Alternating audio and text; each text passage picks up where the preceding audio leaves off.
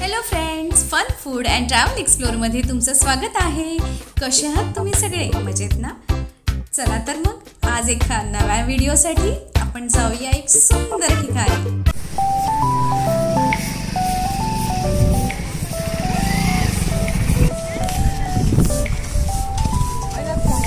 हे आहे गोराईचा जवळा सुकवण्याचं गोराई गाव आहे.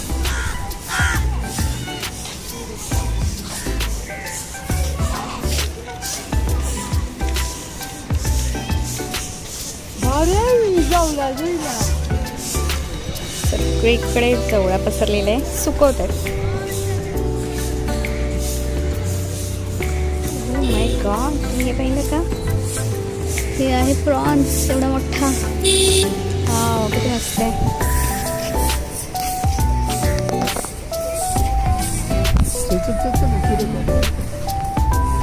किती सुंदर वाटतं हे बघा.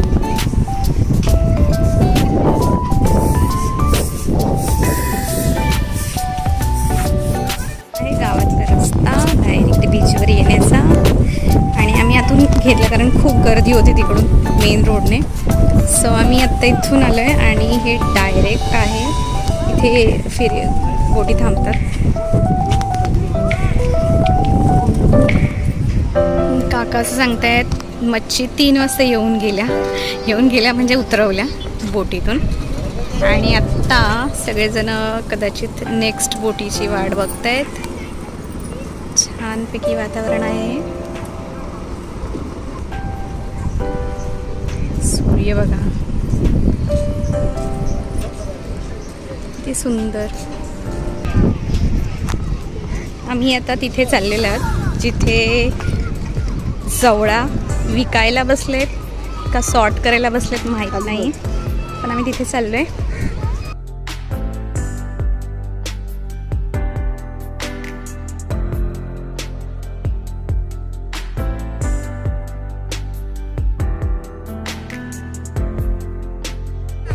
कसे दिले बोंबील? बोंबील कसे दिले? 100चे किती किती किती मावशी आधी सांगा किती? आम्हाला काही विकायचं सर ना. अच्छा,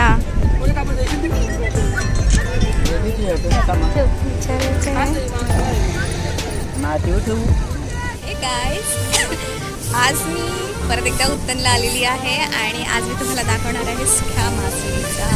ॲक्च्युअलमध्ये सुक्या मासळीचा बाजार नाही आहे हा, जिथे सुकी मच्छी वाळवतात ती इकडची जागा आहे. आणि अथांग असा समुद्र मस्तपैकी पसरलेला आहे समोर.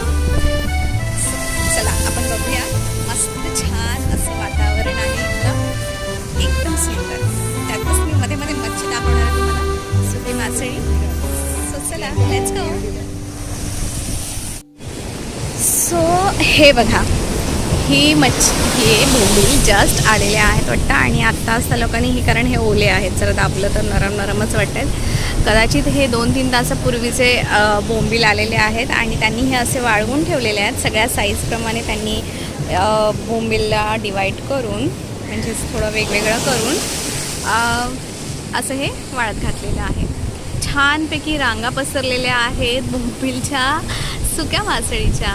एक सुंदर इथे खाली तुम्हाला दिसेल तर इथे तुम्हाला काय म्हणतात त्याला, मांदेली आहे. हे बोंबील खाली मांदेली, तिकडे तुम्ही काय बोलू शकता हा मासळीला? आम्ही तर दोन्ही भाषेत बोलतो.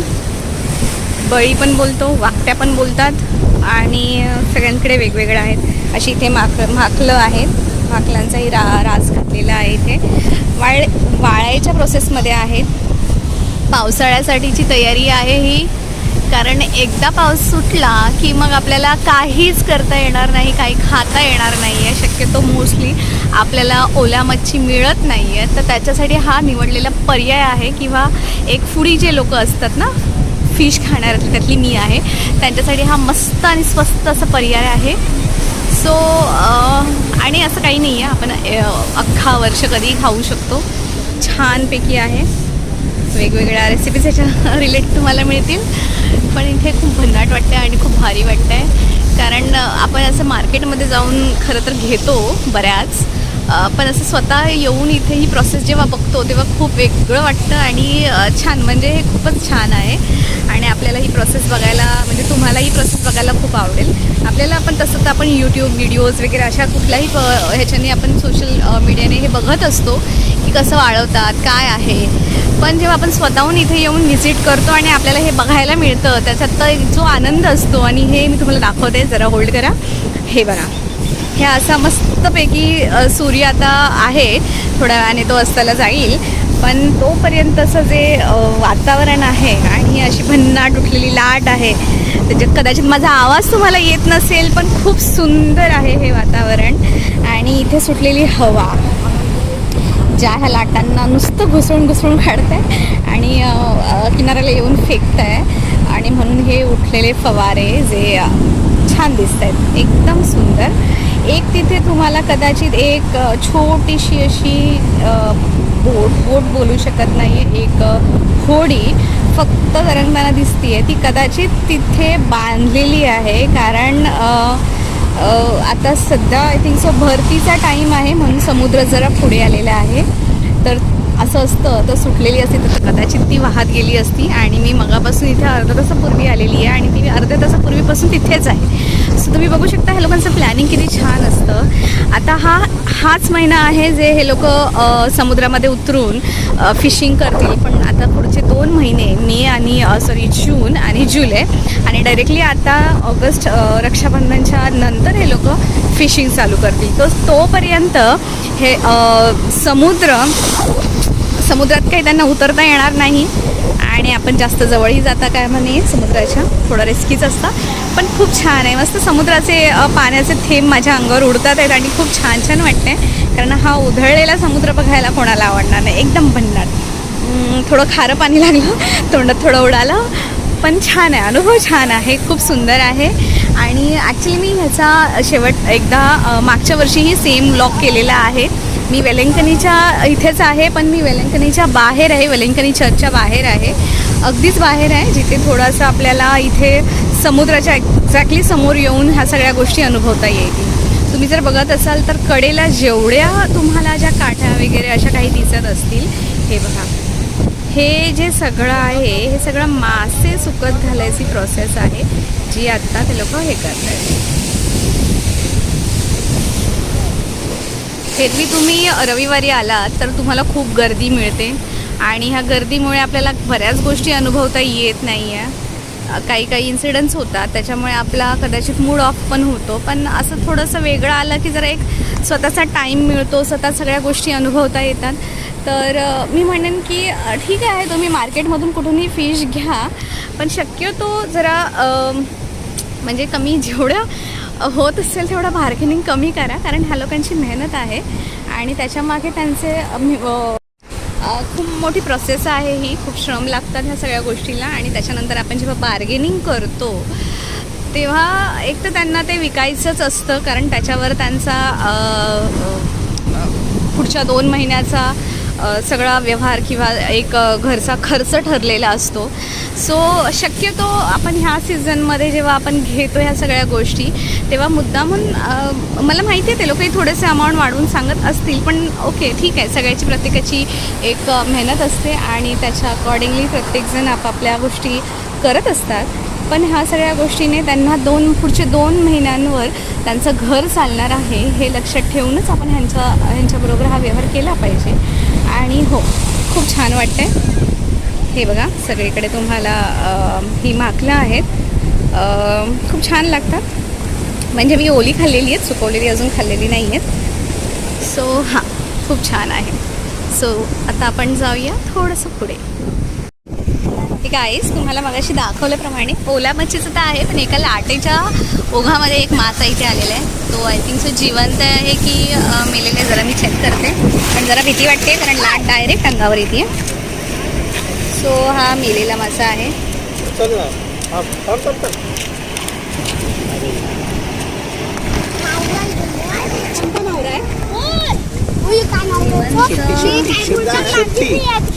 अरे डार्लिंग, शिफ्टी.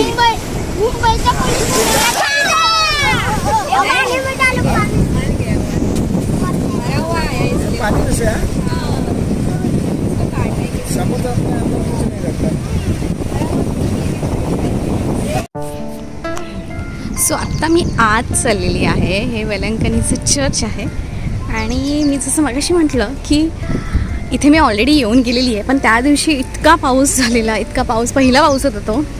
त्याच्यात मी एक छोटीशी सुंदरशी अशी कविताही केलेली आहे, तुम्ही नक्की बघा जर बघितलं नसेल तर. आणि इथून आम्ही पुढे वरही गेलेलो, आज मी जाणार नाही आहे. आणि हे असं भलं मोठं असं भाटेबंदर माता वेलंकणी तीर्थ मंदिर आहे, ज्याला आपण चर्च बोलतो. सो हे आत जायचा रस्ता आहे. आणि झालं असं की समुद्राच्या लाटा अंगावर आला आणि माझा कॅमेरा जरा ओला झालेला आहे, त्याच्यामुळे तो आता थोडा धुरकट झालेला आहे. सो थोडे लेन्सेसचा इश्यू झालेला आहे, बट ठीक आहे, होतं कधी कधी असं. हे असं आजूबाजूचा हे आहे सराउंडिंग. सो फ्रेंड्स, हे आत्ता आपण पायऱ्या चढत इथे वर आलेलो आहोत. हे आहे आपलं वेलंकणी चर्च तिथे आहे, हे तुम्ही इथून बघू शकत असाल तर. आणि हे आहे mother Mary. Oh my God, किती छान आहे आणि खूप उंच अशी आहे. माझी हाईट बघायची असेल तर मी अगदी इथपर्यंत पोचते, म्हणजे केवढा मोठा आहे तुम्ही समजू शकता. आणि मी जो मगाशी म्हटलं की इथून जो व्ह्यू दिसतो ते एक नंबर भन्नाट आहे. जस्ट लुक ॲट, किती सुंदर आहे.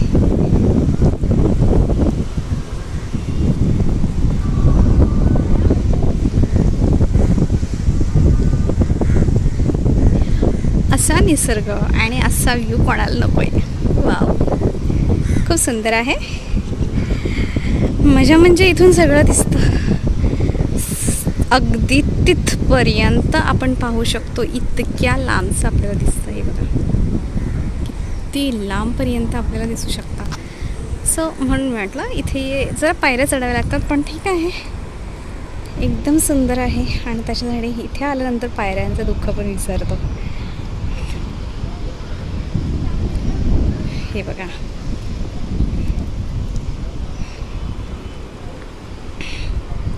इथून तुम्हाला अंदाज येतच असेल. मी मगाशी तिथे होती, त्या ज्या तो जो पॉईंट आहे तुम्हाला दिसत असेल. सो मी तिथे होती. I am so sorry. हां, मी त्या पॉईंटला होती आणि मी तिथून इथपर्यंत आम्ही चालत आलेलो आहोत.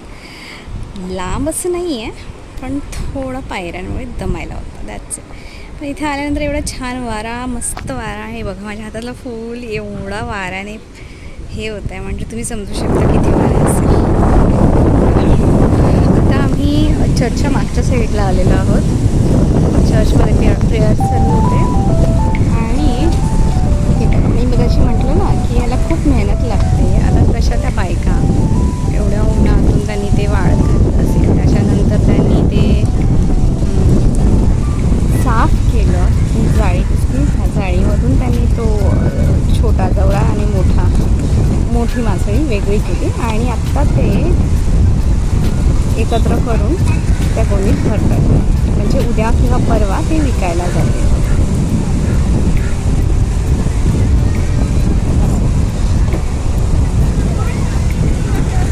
आता हे भाईंदरच्याही खूप आतमध्ये असल्यामुळे त्यांना विकण्यासाठी मार्केट म्हणजे एकतर भाईंदर वेस्ट जे पोलीस स्टेशन आहे त्या मार्केटवरही मी सुक्या मासळीच्या मार्केटवर पण मी एक ब्लॉग केलेला आहे. आणि दुसरी गोष्ट म्हणजे तिथे त्या जातात किंवा मुंबईच्या कुठल्याही कानाकोपऱ्यामध्ये त्या विकायला घेऊन जातात.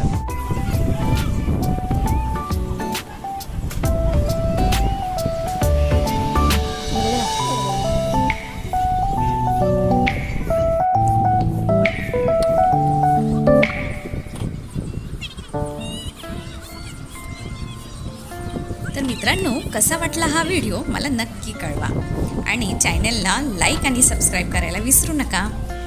अशाच एका छान व्हिडिओ बरोबर नेक्स्ट टाईम आपण पुन्हा भेटूया. तोपर्यंत बाय बाय, टेक केअर.